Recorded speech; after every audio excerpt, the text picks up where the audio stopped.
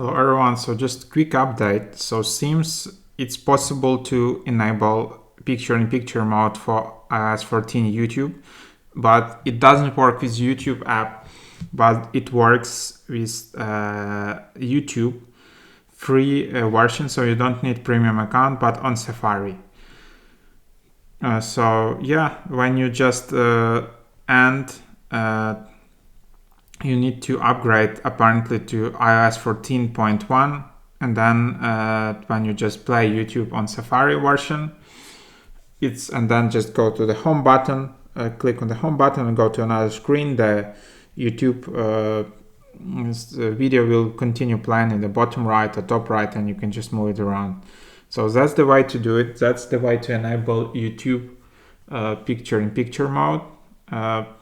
Yeah, so again, using Safari YouTube on iOS 14.1 or further. It's not known at the moment either this change is like permanent or it will be cancelled again. But again, like just an update.